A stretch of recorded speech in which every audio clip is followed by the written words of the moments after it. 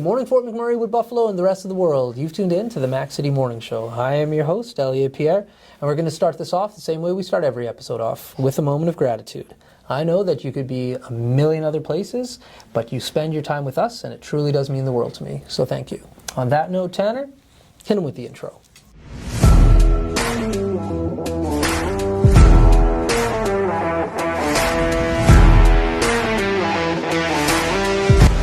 And we are back. As you can tell, we are not on the set of the Mac City Morning Show. We are at McMurray Regional Law Office, and we're going to be filming Saturday episodes here for quite some time. So we're going to get to meet all the lawyers and the other people that work in this awesome facility. And we're going to kick it off with... Dango Gogo. There we go. I don't introduce my guests because they can do a better job at that than myself. So, Dango, tell me a little bit about your law firm. McMurray Regional Law. We just recently changed our name. I think I've been here now for 10 years, and our names have changed over time. Yes. From McMurray Law to, I think, Don Scott Law to Don Scott McMurray Law, and now we're McMurray Regional Law. Right. So I have a question about that, because that is actually quite common in the field of law, that like changes happen when different partners come, this, that, and the other.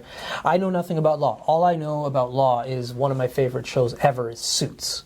Okay. So I watch a lot of Suits. I watch a lot of Suits. I didn't watch the last few seasons when the character started to fall off. But that's all I know about law. I hear so much about Suit. Let's not talk about that. It's not real. Of course it's not real, and that's all I know about law. But in that show, they have name changes when different partners come and leave and so on and so forth.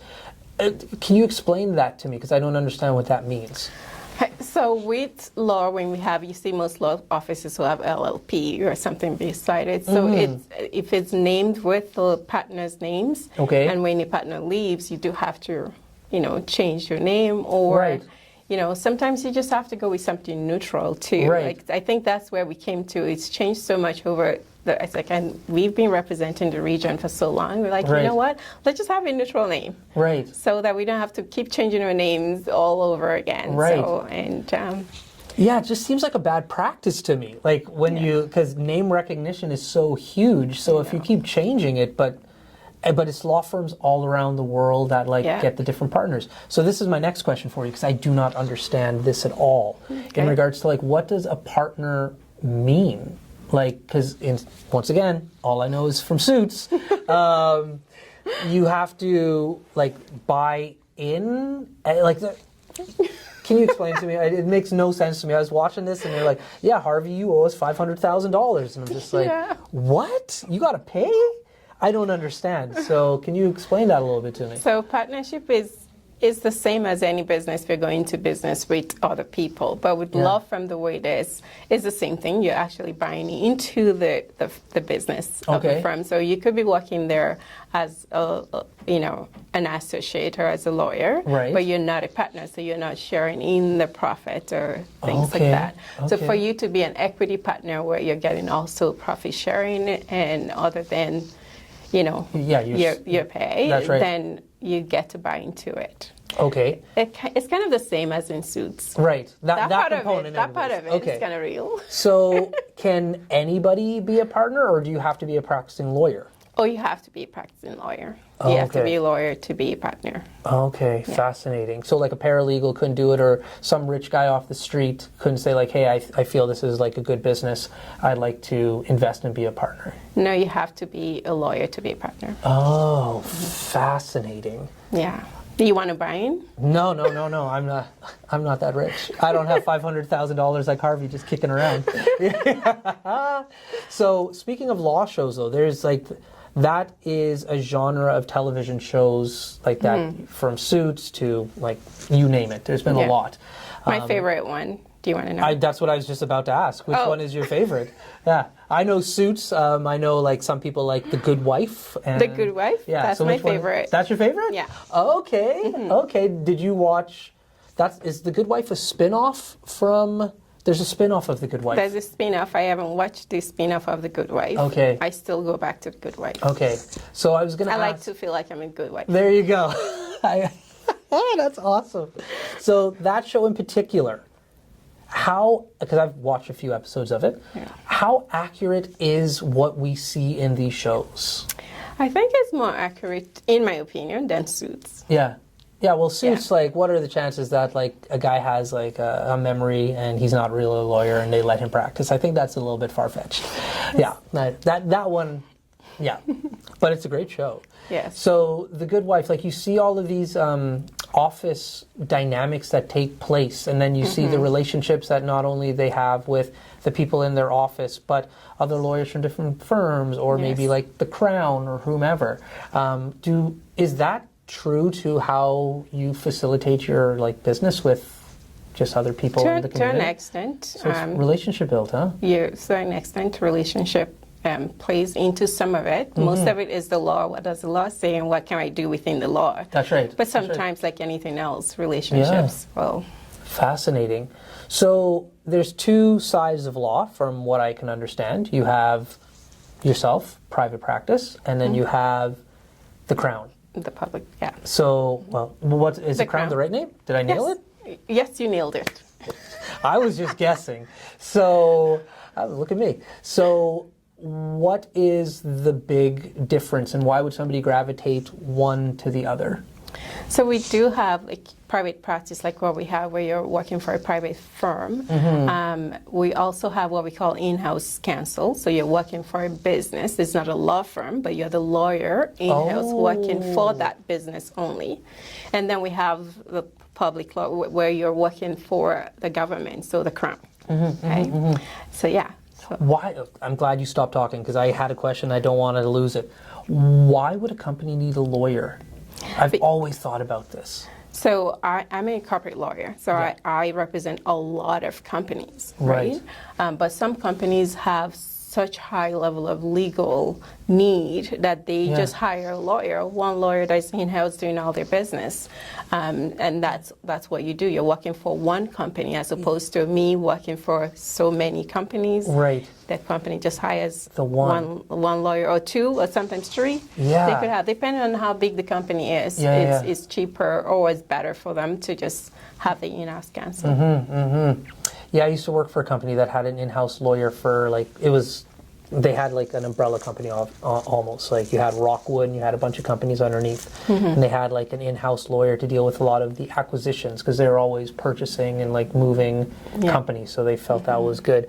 But I couldn't understand with other organizations like how an in-house lawyer would be beneficial to them if they weren't doing acquisitions. What else would an in-house, because human resources does your contracts and your negotiations on that. So like what kind of work would an in-house lawyer do outside of just like acquiring and selling companies? There's a lot. Really? There's a lot of different things. The lawyers, people just see, I think there's a lot you do with a law degree that's not necessarily practicing law, but it just gives you a broad range of knowledge that you can bring to any kind of business. Right. So sometimes business owners just like that fact that they have that in-house counsel to guide them through making decisions and making it in line with the law. So that person can look at the legal aspect of what is required. Right. And so you're not going down the road needing to go hire a lawyer to fix it. Yeah. Fascinating. I used to call myself a cheap lawyer.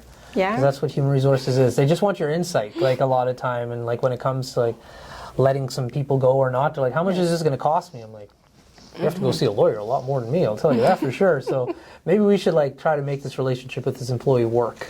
Yeah. Oh, fascinating. Okay, so when you are working for, like now that I know there's 3 different areas that you can go and potentially work in, I have to assume, and it's just an assumption, that working private could be more lucrative financially than working for like the Crown. Would I be right in that statement?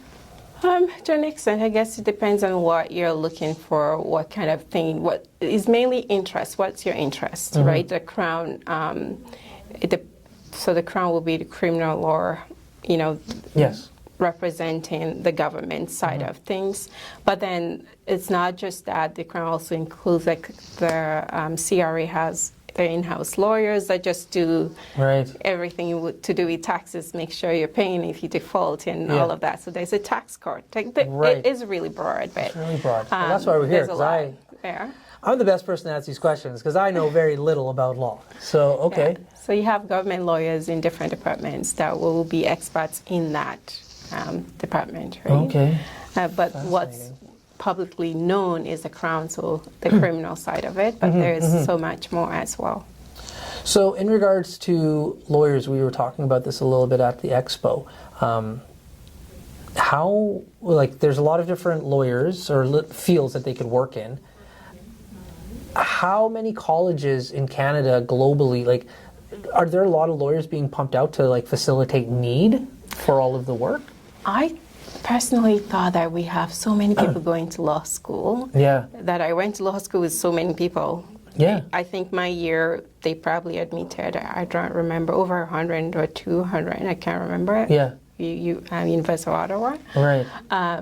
But we still lack lawyers. We still don't have enough. Right. So it just still shocks me. It's a profession that we get a lot of people going into now. It's more than it was before, but we still have a high need. So really? there's still shortage of lawyers. So if you are... At least in Canada. In Canada. So if you are a firm like yourself and you're looking for lawyers to work for you, what are you looking for in a lawyer that would join and fit in with your team?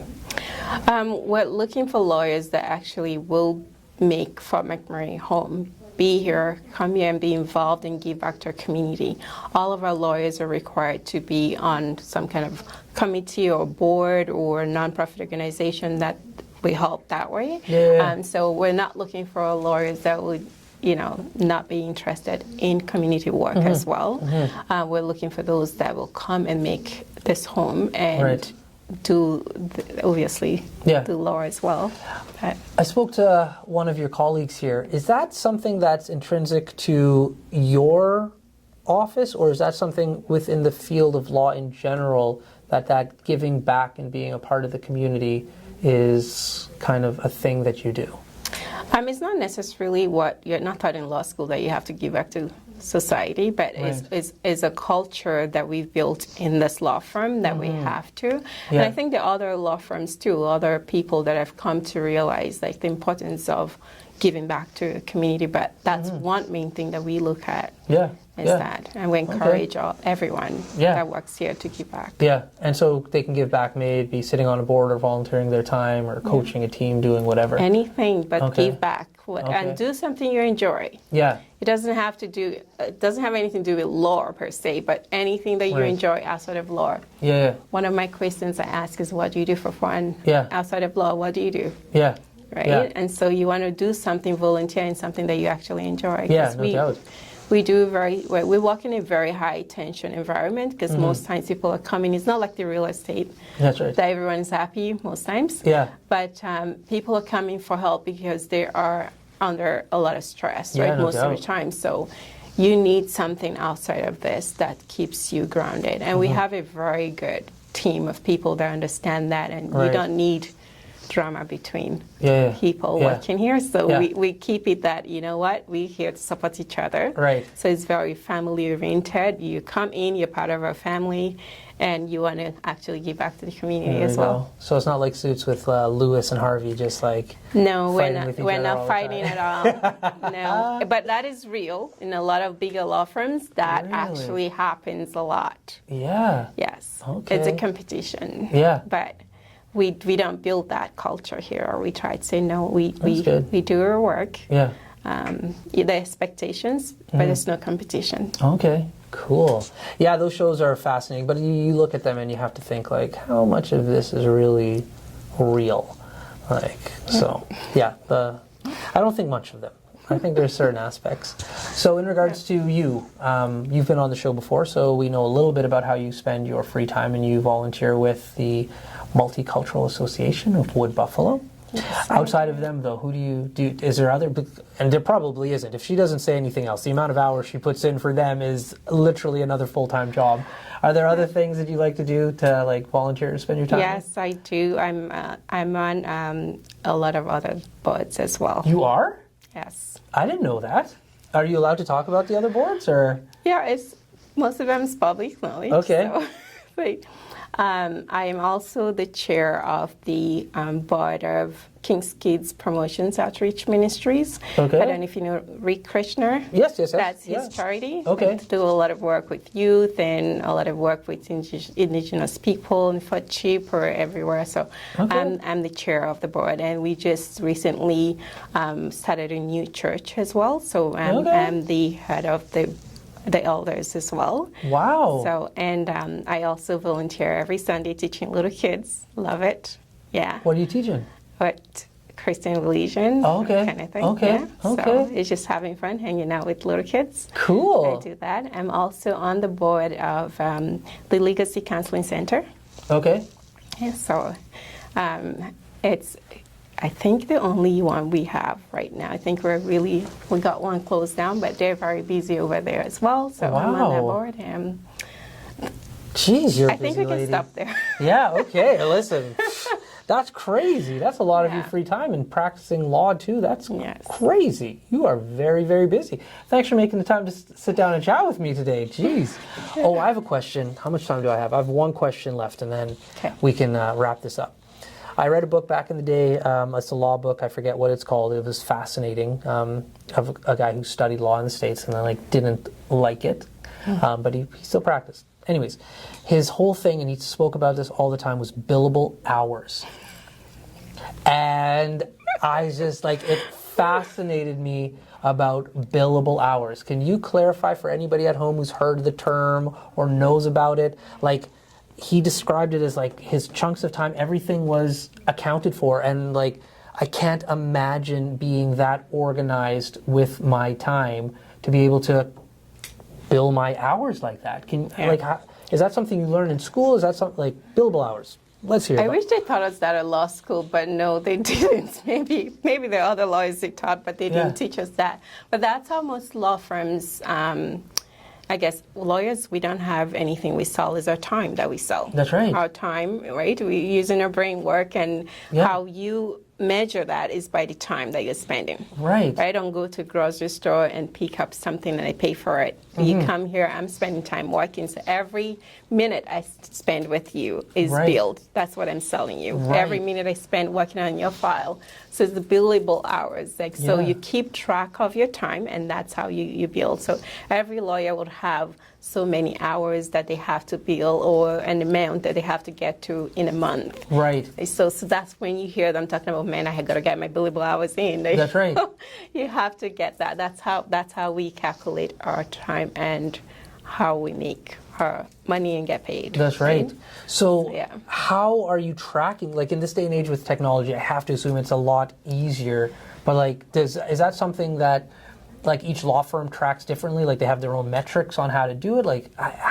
How? I think there's software out there that I have also used, not here, but there's software that you can use to track your time on each one. We don't have that, but the lawyers have to learn to keep record of the time, and you submit, do a timesheet on every file or daily. And it's entered into, we have a program where you go enter all of your time. Right. So you have to be, and sometimes too, you could lose time if you're not, careful to learn how to manage your time and put it down. That's right. You lose a lot of time. Wow, fascinating. So that's why you got to keep record of your time, and you have assistants to help you with that too. Right? Okay. Cool. Because I used to be in the trucking industry, and I used to hire truck drivers, and they had log books, and so they had to keep track of the logs. And anyway, that was fascinating in itself. I have lots of logbook stories, but they were driving for hours on end, so it's easy to keep a line going for 45 minutes or an hour or two, and then you have your break time. It's easy to do that. But in law, if you're on the phone talking to me, then you're talking to somebody else. Keeping track of this time becomes, you're not tracking hours, you're tracking, like you said, minutes in certain cases. So we bill in increments of 12 minutes. Oh, 12. See, right. Listen, I'm glad that this is only... Some people do 6 minutes. It's a minimum, I guess, of 6 minutes for increments of 0.2, we will say, but sometimes 0.1 is 6 minutes, and then 12 minutes, like that. Tanner's going to be so choked that he didn't get to come here today. I have so many questions, and I know he would too. Okay, listen, we're going to leave it at that because I know we're going to have more of these conversations. But as you know, before I cut you loose, everybody gets a shameless shout out or plug. So you have the mic, the camera, the lights. Have fun. I just want to say thank you for McMurray for all the wonderful people here and all we do. McMurray Regional Law Office is here to help you with all your legal needs. Thank you. There we go. Awesome. Well, for McMurray with Buffalo and the rest of the world, that's been another episode of the Mac City Morning Show. Big shout out to McMurray Regional Law Office for doing these Saturday episodes. We're going to have a lot of fun with it. I hope everybody at home is having a great day, and we'll see you tomorrow. Peace. What a deadly old way to end another morning show. Later, boss. It's so ballistic!